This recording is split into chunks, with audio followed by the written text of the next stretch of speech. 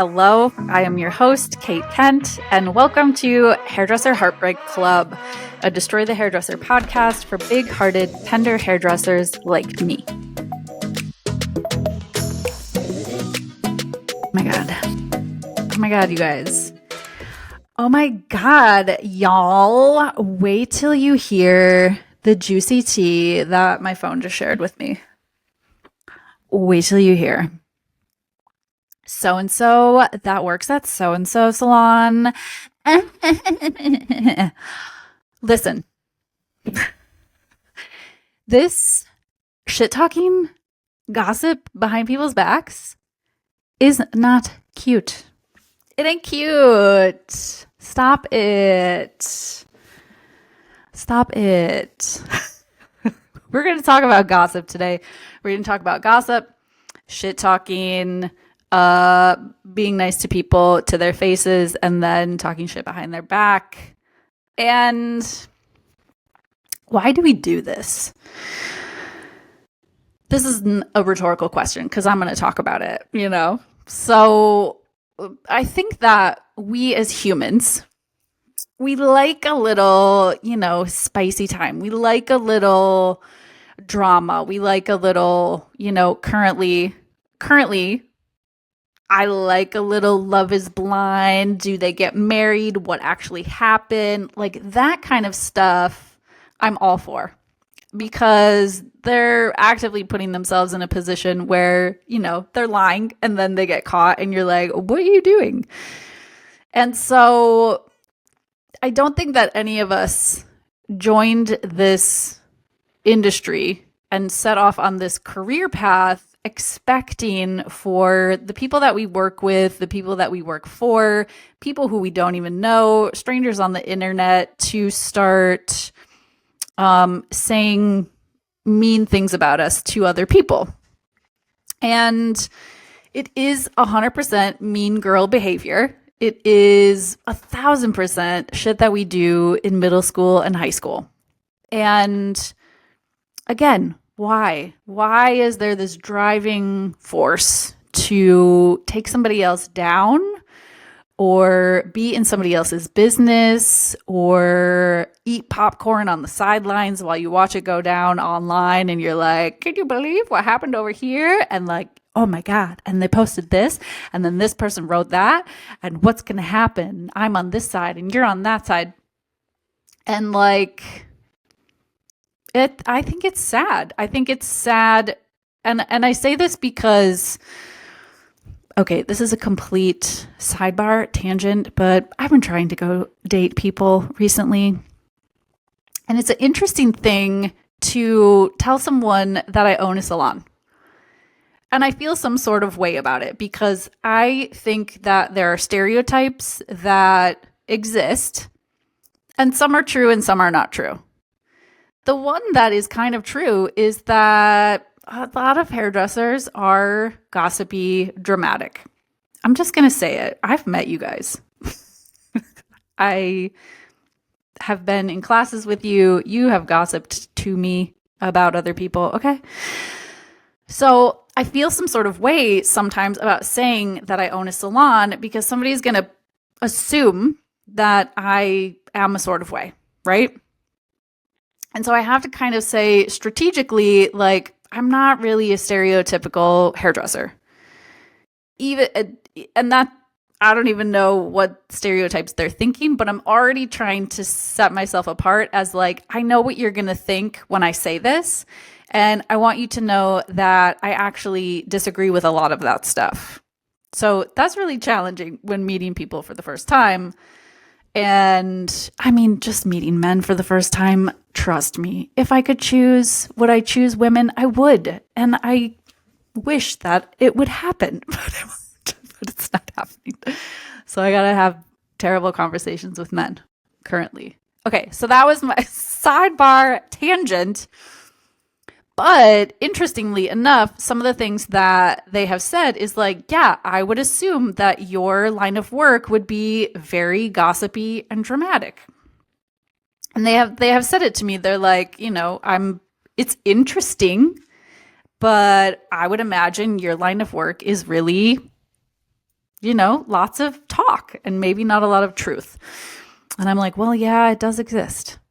Do we like it? No. Do we participate and listen? Sometimes, yeah.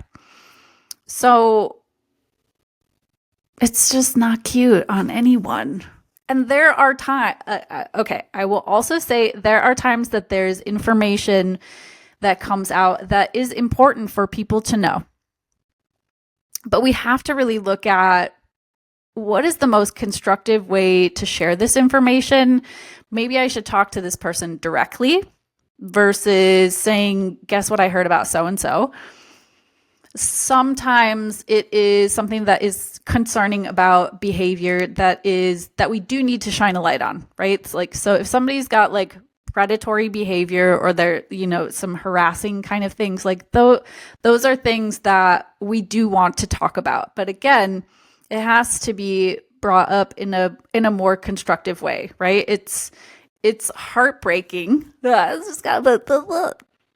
to get it in there. It's heartbreaking when there's things that happen over and over and over, and there's a group of people that know about it, and they all talk about it and talk behind this person, and they're like, this is awful, they did this thing again, or they said this thing again, and like nothing really happens, So I think that's where gossip and shit talking and things of that nature can kind of, they go bad because it seems like we want to hold someone accountable for what we see as maybe bad behavior, but we don't have the guts to have a conversation with that person. So then we default to, numbers, and we're like, but if I talk to my pal over here and say, this happened, what do you think? Well, that's fucking bullshit. And now that person's telling the next person, and then the whole salon and all of their clients and like all the other salons too all know this thing. When we could have said, is this my place to have this conversation? And if the answer is yes, then we have the conversation with that person because they're the one who needs to know. They're the one who has the opportunity to change. And if this is like peer to peer, usually the person who can help, push something in a direction is probably going to be your boss. And a lot of us are gossiping and bitching and complaining about our boss or place of work. I'm not. But I tell my employees directly, like, listen, gossip isn't helpful for you. So if you all collectively don't like something, the only person who can make a change here is me.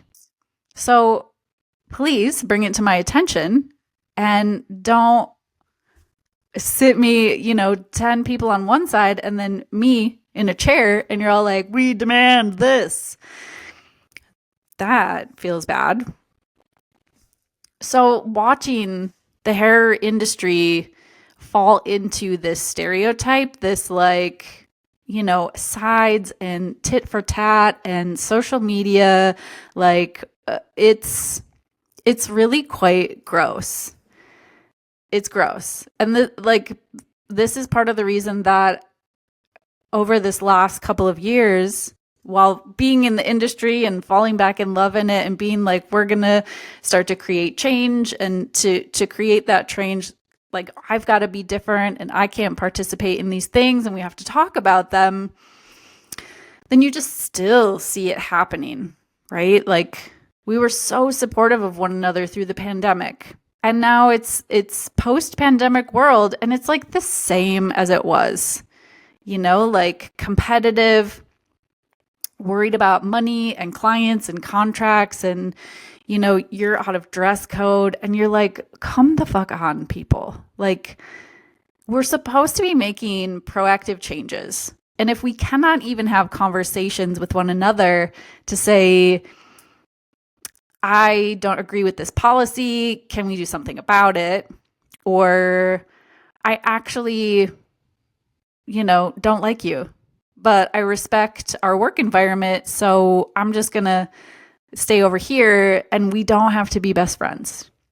Or I left this place of work and I didn't like my employment there, and I'm not going to talk about it for months and months and months and months. And we all love a story that is like, can you believe this happened? You know, again, it's human nature to be like, well, I need to know what happened, right? There's this like this buildup and then like the story and then this climax. And like we're prone to get drawn into these stories. And we're very prone to get drawn into like, he said, what? I can't believe it. They said, what? But you weren't there, you know, whatever they're saying, you weren't there. And people got different stories about different things in very different contexts. So when there's, you know, everybody saying their truth, that's their truth, which means that's what they believe, which means it could be anything. So like, yes, we want people to speak up and say their piece, but we don't want it to be in such a way that it's like rigid and they're like, well, this is what I believe. This is what happened. This is who you are. This is what you did. This is why I hate you. This is why I'm talking shit about you. And that you're just like, what happened from here to here? Like we went from 0 to 60 and now things get twisted. So, you know, I'm somebody who, when I hear some things that are gossipy, when I hear gossipy things, I'm like, wow, you know, but there's also a part of me that's like, well, you know, this is potentially sensationalized. And I know from just like pausing and my own experiences and critical thinking is like, okay, this is your side. There's also going to potentially be 2 more sides, 3 more sides that all might be true. They all might be completely false, right? So I don't know that we've resolved anything here, but what I have resolved and what you can know is that we're still, unfortunately, falling into the stereotypical gossipy hairdressers. If not outwardly to our clients, we are within our industry still. And I see it and it hurts people and it's not productive. And that's a heartbreaking fact, Jack. Hey hairdressers, are you looking for health insurance? It's time to get healthy with Hairdresser Healthcare, the only coverage designed specifically for the beauty industry. Whether you're an independent stylist, a salon owner with a team, a makeup artist, or a massage therapist, we've got you covered with comprehensive and affordable benefits. With options for self-enrollment and year-round open enrollment, taking control of your health has never been easier. And the best part is, it's available in every state. Visit hairdresserhealthcare.com and take control of your health today because you, your team, and your family deserve it.